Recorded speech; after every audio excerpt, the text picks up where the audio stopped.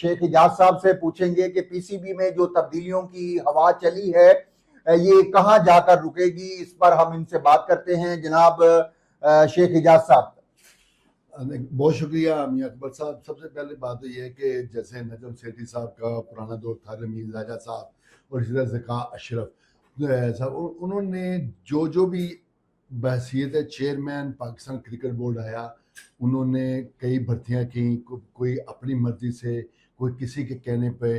तो SOPs को मद्देनजर रखते हुए उन जो भी आया तो समझा यही गया कि वो भी बहती गंगा में हाथ धो ले। तो अब अगर मोहसिन नकवी साहब आए हैं तो अब भी कितने लोग हैं जो प्रोबेशन पीरियड में वहाँ पे तैनात हुए हैं, खासतौर पर पुलिस वालों की जो ब्यूरोक्रेसी में उनकी एक बड़ी तादाद अब विराजमान है पाकिस्तान क्रिकेट बोर्ड में। इस तरह DGPR के लोग भी यहाँ पे क्रिकेट बोर्ड में पहुंच चुके हैं। और जो तब्दीलियां अगर टीम के हवाले से या मैनेजमेंट के हवाले से है, तब्दीलियों का सिलसिला जारी है। कहाँ रुकेंगी, कौन रोकेगा? ना तो ये पहले रुकी हैं तो ना कोई रोक सकता है। जो नया चेयरमैन आएगा वो भी अपनी मनमानियां करेगा, देखेगा कि कैसे टीम जीत की राह पे गामजन हो सकती है, किस तरह अर्निंग हो सकती है, किस तरह नियर डियर्स को मोबिलाइज किया जा सकता है। ये सिलसिला रुकेगा नहीं बल्कि ये चलता रहेगा। जो क्रिकेट टीम है गैरी क्रिस्टन के, अगर आपका ये ख्याल है कि आप कोच के हवाले से जानना चाहते हैं? जी, मैं शेख साहब, मेरा अगला सवाल यही था कि जो कोच गैरी क्रिस्टन है, जो हमारे वाइट बॉल के कोच थे, वो मुस्तीफा हो गए हैं और इसकी बुनियादी वजूहात में जो बात सामने आ रही है कि उनको एक तरह से बेइख्तियार कर दिया गया था। उनके पास वो इख्तियार नहीं था जिसको लेके वो टीम को कुछ बेहतरी की तरफ लेके चलते। इस बारे में आपका क्या अंदर की खबर है कि क्या ऐसा था जिसकी वजह से उन्हें मजबूर होना पड़ा इस्तीफा देने के लिए? मियां अकबर साहब, सबसे पहली बात तो यह है कि जब SOPs तय होते हैं ना, तो उसी पे जो फर्म होती है उनको अमल दरामद करना होता है, और जो अपॉइंटी है उसको भी उसी पे ही डगर पे चलना पड़ता है, जो जिसके तहत ये पूरा एग्रीमेंट तय पाता है। ठीक है। तो सबसे बड़ी बात जो है गैरी क्रिस्टन की है, जब उनका वोटिंग राइट खत्म किया गया, जब टीम की सिलेक्शन होगी, उसमें ना तो कप्तान वोट कास्ट कर सकेगा और ना ही हेड कोच करेगा, बल्कि वो लोग जो सिलेक्शन कमेटी है, जिस तरह आकिब जवेद है, अजहर अली है, अलीम डार है, बिलाल है, डाटा एनालिस्ट है, हसन चीमा है, ये 5-6 लोग जो है ना, ये ही टीम फाइनल करेंगे। ना हेड कोच की मर्जी उसमें शामिल होगी और ना ही होगी कप्तान की। नंबर 1। नंबर 2 था कि ये साथ जो गैरी क्रिस्टन थे, इनकी ख्वाहिश ये थी कि गैर मुल्की स्टाफ मेरे साथ काम करे, मेरे जो नियर डियर है मैं उनको लेके आऊँ भारी मुआवजों पर, जिस तरह इनकी खुद तैनाती हुई है। वो आके फील्डिंग कोच भी वो हो, वीडियो एनालिस्ट भी वो हो, जो छोटी छोटी, यहाँ तक जो मसाजर तक भी ना, ख्वाहिश यही होती है उसकी, जो नया पार्टी होता है, कि मेरे अंडर काम करें ताकि वो मुझे फ्यूचर में, फॉर फ्यूचर ये सोचें कि इन्होंने मुझे किसी टाइम में ओबलाइज किया था। नंबर 2। नंबर 3 जो वजह हुई है वो ये भी हुई है कि आकिब जवेद की जो बनाई हुई टीम है वो, जितनी खैर मैं इसके तरफ मैं एंड पे आऊंगा, जो मेंटोर्स थे ना, वनडे चैंपियन जो चैंपियंस कप हुआ है फैसलाबाद में, वहां पर बड़े बड़े नाम थे। मतलब मेंटोर्स में, मैं शेख साहब बात खत्म, ये मुकम्मल होने थे। वहां पे सुकैन मुश्ताक, सरफराज अहमद, उससे भी बड़ा मिसबाउल हक, वकार यूनस, इस लेवल के लोग जब मेंटोर होंगे तो गैरी क्रिस्टन को किस लेवल का समझेंगे अपने सामने। साबिक कप्तान भी है पाकिस्तान टीम के, वकार कोई छोटा नाम नहीं, मिसबा कोई छोटा नाम नहीं है। जी। तो उन्होंने जब चैंपियंस कप हुआ है उसमें भी इन जो गैरी क्रिस्टन की जो भी कोई तजावीज थी उनको अहमियत नहीं दी गई।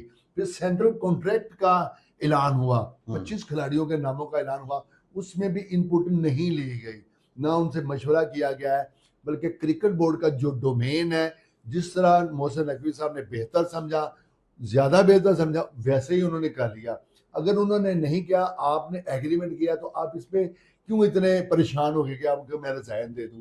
तो ये क्रिकेट बोर्ड का, अगर मुझसे पूछा जाए तो मैं ये कहूंगा बिल्कुल दुरुस्त फैसला है। और क्रिकेट बोर्ड ने ना तो पॉलिटिक्स होने दी अंदर और ना ही कोच की मनमानियों को तस्लीम नहीं। लेकिन अपना शेख इजाज साहब, गैरी क्रिस्टन ने ऑस्ट्रेलिया और जिम्बाब्वे के लिए जो स्क्वाड तैयार किया गया, उस पर उन्होंने बहुत ज़्यादा होमवर्क भी किया और ज़राए का ये भी कहना था कि साबिक जो सिलेक्शन कमेटी गैरी क्रिस्टन के स्क्वाड पर मुशावरत भी हुई थी और दौरा ऑस्ट्रेलिया और जिम्बाब्वे के लिए जो स्क्वाड गैरी क्रिस्टन और मौजूदा सिलेक्शन कमेटी की मुशावरत से किया गया, तो फिर ये वाकया किस तरह से रूनुमा हो देखिए गया? मियां अकबर साहब, ये सिर्फ अफवाहों की हद तक है, सदाकत से दूर है, सच्चाई से दूर है। जब उन्होंने क्रिकेट बोर्ड ने उन्हें कहा कि गैरी क्रिस्टन साहब एक हफ्ते का आप लगाएं, कैंप लगाएं, ट्रेनिंग कैंप लगाएं वनडे के लिए, जो जिस टीम ने ऑस्ट्रेलिया रवाना होना है, तो उन्होंने इनकार कर दिया। और वजह क्या बताई? वजह ये बताई कि क्रिकेट में कुछ लोग, जो टेस्ट हो रहा है इंग्लैंड के खिलाफ, उसमें शामिल है, जब वो फारिग होंगे तो 2 तो 3 दिन तो बाकी बचने थे। उन्होंने हुक्म अदूली की, डिसोबे किया इस बात को, तो वो नहीं उन्होंने तस्लीम किया। उसके बाद आप कैसे इस बात को तस्लीम कर लेंगे या उनको कहेंगे ये सच है? 5-6 पॉइंट मैंने आपके सामने रेज किए हैं, उनमें गैरी क्रिस्टन कहाँ स्टैंड कर रहे हैं? गैरी क्रिस्टन चूंकि पीसीबी के अंडर काम कर रहे हैं, चेयरमैन या उनकी जो सेकंड चीफ ऑपरेटिंग ऑफिसर है, उनको या जो भी एक कमेटी बनाई गई है उसको उनमें फॉलो करना उनके लिए ज़रूरी था, जो उन्होंने नहीं किया। इसके अलावा सबसे बड़ी बात एक ये है कि पाकिस्तान क्रिकेट बोर्ड ने कब उन्हें कहा कि आप छोड़ दो? उन्होंने तो कहा ही नहीं। जब उन्होंने कहा कि मैं नहीं कर सकता, उन्होंने कहा गुड, ठीक है, हमें हमें क्या एतराज होता है, छोड़ दिया। जो एग्रीमेंट है उसके तहत जो आपके पैसे बढ़ेंगे, जो आपकी वाजिबात है, ड्यूज है, हम आपको पे कर देंगे। ये वजह बनी। शेख एजाज साहब, ये रिजवान के लिए भी मैं समझता हूँ दौरा ऑस्ट्रेलिया में कप्तानी का जो टास्क है वो इंतहाई मुश्किल होगा, और उनके साथ फिर बहुत सारे नए खिलाड़ियों को इस टीम के अंदर, स्क्वाड के अंदर शामिल किया गया है। आप क्या समझते हैं कि रिजवान अपनी कप्तानी को वहां पर, वो कप्तानी की सिलेक्शन को दुरुस्त साबित कर सकेंगे उन खिलाड़ियों की मौजूदगी में जिसमें बेशतर नया स्क्वाड शामिल है? क्या वो खिलाड़ी भी अपने आप को साबित कर सकेंगे? बड़ा अच्छा क्वेश्चन किया है कि जस्टिफाई उन्हें करना होगा। आपका सवाल बेसिकली ये कप्तान बनना कोई फूलों की सेज नहीं होता। बातें करना आसान होता है, बिहाइंड द वॉल क्या हो रहा है ये एक मुश्किल काम होता है। ऑन फील्ड जाके आपने काम करना है तो आपको पता होना चाहिए कि कौन सा प्लेयर किस तरह है, उसको किस तरह साथ लेके चलना है, बॉलिंग को किस वक्त चेंज करना है, और मुशावरत भी करनी है, पैशन का भी मुजाहरा करना है, टेम्परामेंट भी होना चाहिए, कूल माइंड भी होना चाहिए, कहाँ पे खुद प्रोग्रेस। हमारे पास शेख साहब वक्त कम है, आखिरी सवाल आपसे करता चलूं। आकिब जावेद पहले टेस्ट में नाकामी के बाद दूसरी और तीसरे टेस्ट में जो उनकी हिकमत अमली थी, उससे टीम को कामयाबी मिली। आप आकिब जावेद के फ्यूचर के बारे में क्या समझते हैं कि उनका फ्यूचर रोशन है?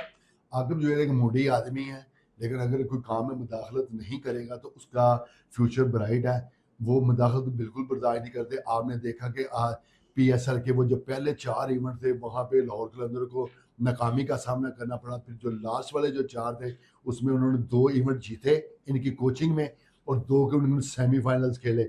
वो मुदाखलत बर्दाश्त नहीं करते। अगर उनको फ्री हैंड दिया जाएगा, एतबार किया जाएगा, तो यकीनी बात है कि वो एतमाद को ठेस नहीं पहुँचाएंगे। बहुत शुक्रिया शेख एजाज साहब, हमारे साथ आज प्रोग्राम बात से बात में मौजूद थे, जिसमें उन्होंने क्रिकेट में की टीम में होने वाली तब्दीलियों के बारे में, अंदरूनी मामलात किस तरह के हैं उस पर रोशनी डाली।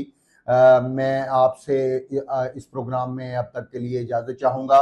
उम्मीद है आप मेरे इस प्रोग्राम के साथ जुड़े रहेंगे। अगर प्रोग्राम पसंद आए तो ज़रूर कमेंट्स कीजिएगा। आपके कमेंट्स की रोशनी में हमें अपनी बेहतरी लाने के लिए आसानी होती है। बहुत शुक्रिया नाजरीन, अल्लाह हाफिज़।